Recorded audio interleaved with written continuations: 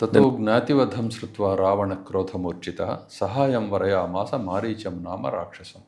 ఈ జ్ఞాతులు అంటే పెదనాన్న పిన్నాన్న బిడ్డల్ని జ్ఞాతులు అంటారు. అదేవిధంగా దాయభాగానికి వచ్చేవాళ్ళని జ్ఞాతులు అంటారు. అంటే ఆస్తి పంపకాల్లో ఉండేవాళ్ళని జ్ఞాతులు అనే పేరుతోటి పిలుస్తాం. సమానమైన కులంలో కానీ ఆ జాతిలో కానీ పుట్టి కలిసి బ్రతుకుతున్న వాళ్ళందరూ జ్ఞాతులు అవుతారు. ఈ బంధువులు చనిపోయారు, చంపబడ్డారు అనే విషయం వినడంతో రావణుడు ఒళ్ళు తెలియని కోపంలో మునిగిపోయాడు. మారీచుడు అనే రాక్షసుడి దగ్గరికి వెళ్ళి మారీచుడు అనబడే రాక్షసుడి దగ్గరికి వెళ్ళి సాయం కోరాడు. ఆ మారీచుడు వార్యమాణస్తు బహుజో మారీచేణ స రావణ న విరోధో బలవత క్షమో రావణతేనతే. రావణ, ఈ రాముడు నీకంటే బలవంతుడయ్యా, కాబట్టి బలవంతుడితో ఎప్పుడు యుద్ధం పెట్టుకోకూడదు, విరోధం పెట్టుకోకూడదు అని చెప్పి పలు విధాలుగా మారీచుడు రావణుణ్ణి వారించడం జరిగింది. అయితే అనాదృత్యతు తద్వాక్యం రావణ కాలచోదిత.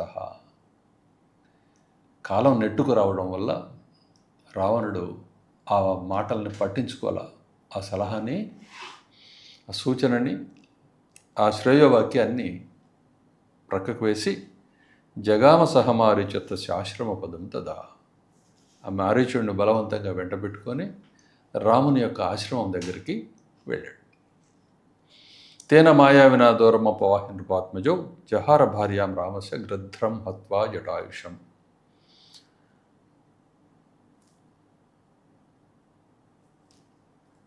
ఆ మారీచుడు, మాయావి అయిన మారీచుడు సహాయంతో సీతాదేవిని అపహరించాడు. అపహరించే సమయంలో అడ్డు వచ్చిన గ్రద్దల రాజు, గరుడుల రాజు అయిన జటాయువుని సంహరించాడు.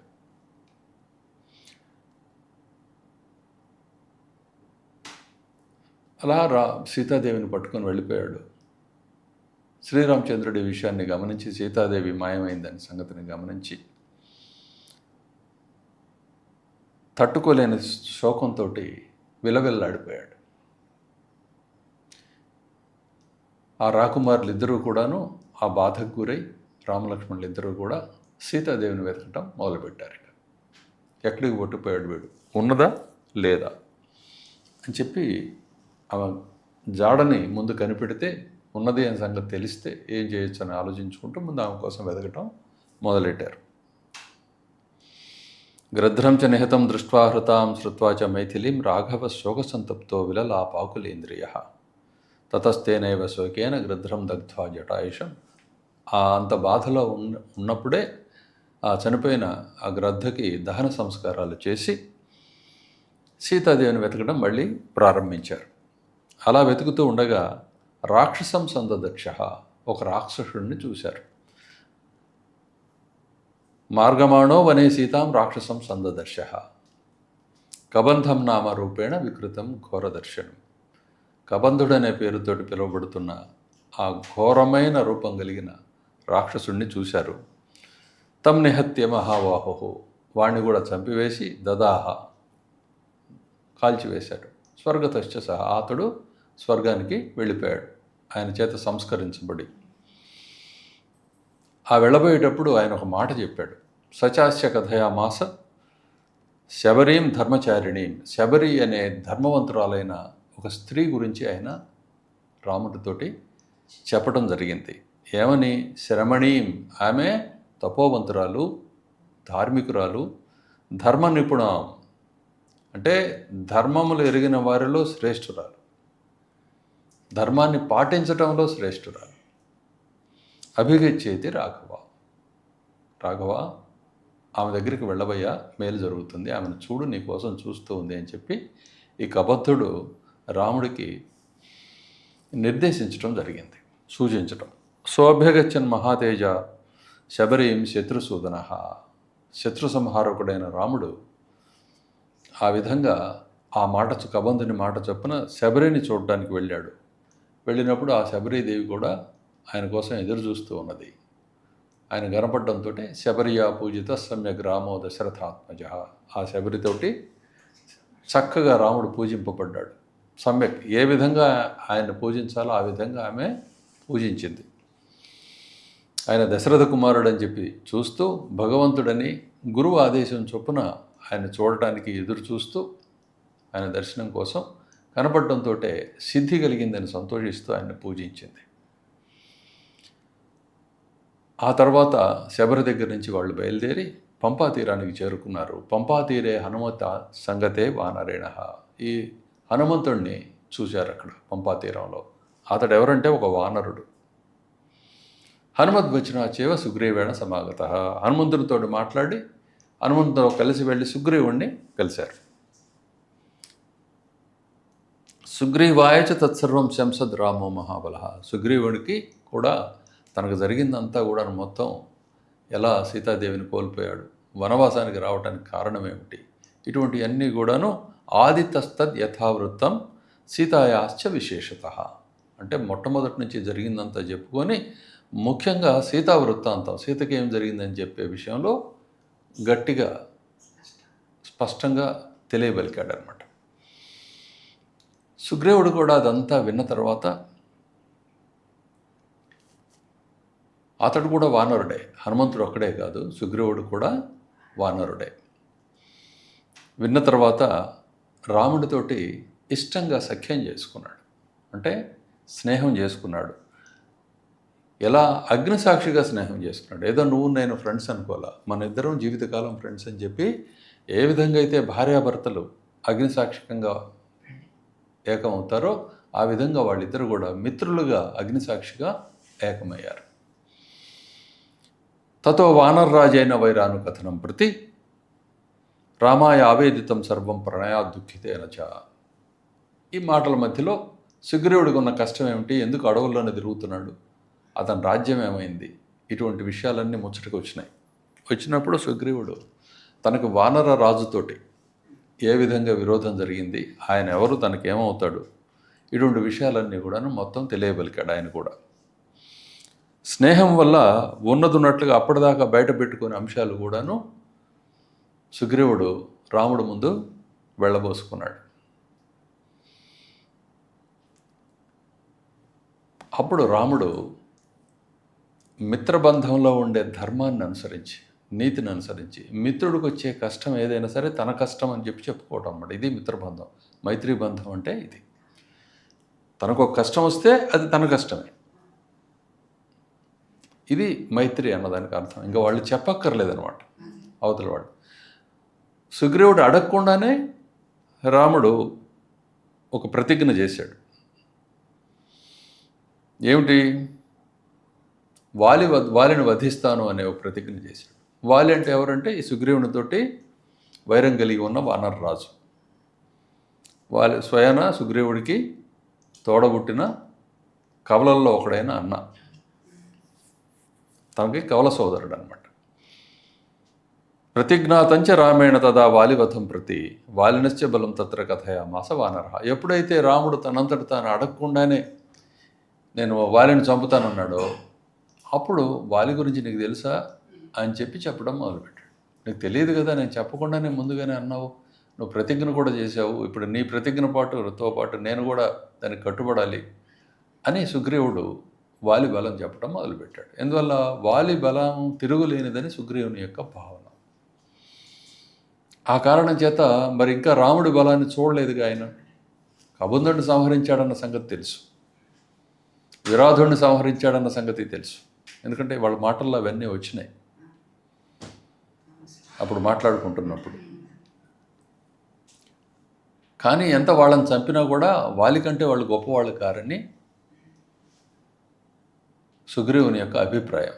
ఆ కారణం చేత అనుమానంతో మిత్రుడి మీద ఉండే ప్రేమతోటి, మైత్రీ బంధంలో రాముడు ఎలా ప్రేమ చూపించాడో అట్లనే సుగ్రీవుడు కూడా ప్రేమ చూపిస్తాడు కదా, అందువల్ల వాలి బలం ఇటువంటిది అని చెప్పి చెప్పడం మొదలుపెట్టాడు.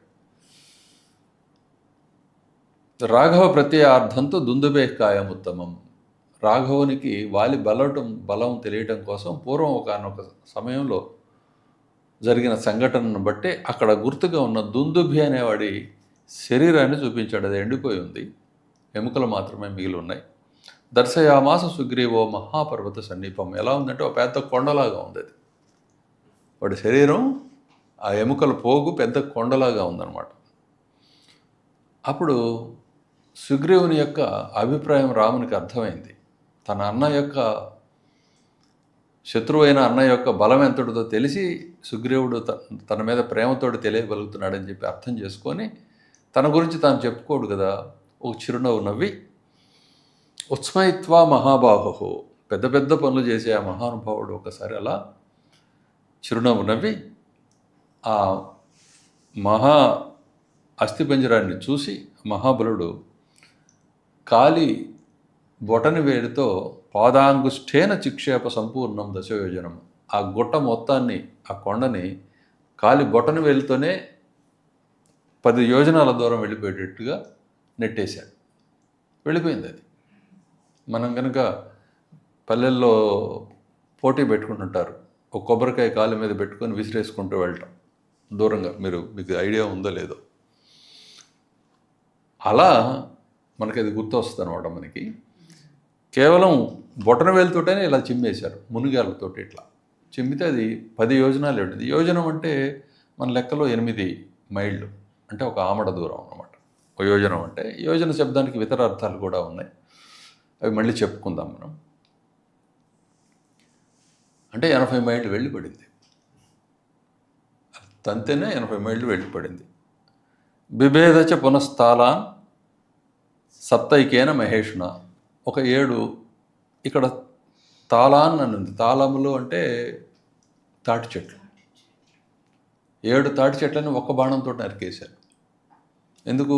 అప్పటికి సుగ్రీవుడికి నమ్మకం కలకపోయేటప్పటికి అక్కడ ఆ 7 తాటి చెట్లని ఒకే బాణంతో నరికేశారు. గిరిం రసాతలం చేయవ, అదేవిధంగా అక్కడే ఉండే కొండను కూడా పగలగొట్టి పాతాళంలోకి వెళ్ళి మళ్ళీ రాముని అమ్ముని పదిలోకి అది చటుక్కున వచ్చి కూర్చుంది. ఇది చూడటంతో అప్పుడు కుదిరింది గురి. కొండ పగిలింది, రసాతలానికి వెళ్ళింది, మళ్ళీ దానంతటా వచ్చి అమ్ముల పొదిలో దూరింది. ఇంకా రాముడి బలానికి తిరుగులేదు అని చెప్పి సుగ్రీవుడు ఇంకా అక్కడ నమ్మకం కలిగింది. తత ప్రీతమనాస్తేన విశ్వస్తస్స మహాకవి. ఇంకా అక్కడతోటి మనస్సు చల్లబడింది, హాయిగా అయిపోయింది. ఇంకా పర్వాలేదు, అన్నకి సమవుజ్జి, లేకపోతే ఒక చెయ్యి పై చెయ్యి అయినా దొరికాడు, నా పని కూడా జరిగిపోద్దని చెప్పి సంతోషపడ్డాడు. కిష్కింధాం రామసహితో జగామచ గుహాం తదా. కిష్కింధ అంటే వానరరాజు అయిన వాలి రాజ్యం చేస్తున్న రాజధాని. ఆ కిష్కింధకి రాముడితోటి కలిసి వెళ్ళాడు. ఎందుకు? వాలిని పిలిచి సంహరించడానికి. తతో గర్జద్ Harivara సుగ్రీవో హేమపింగళ.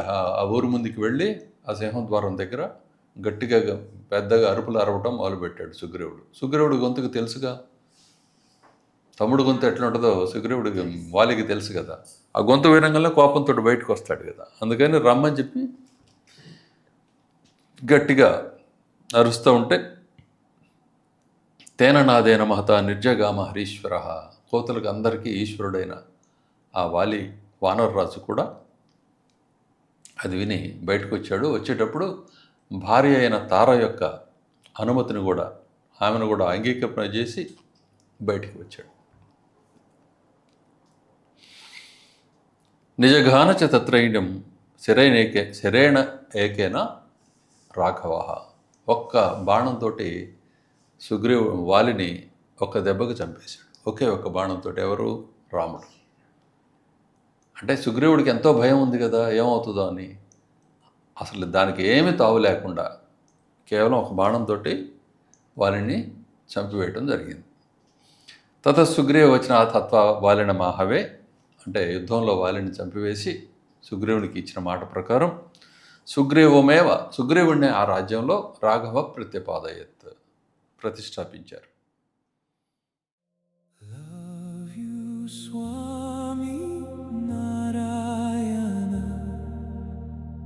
Praise you, my Lord, Narayana.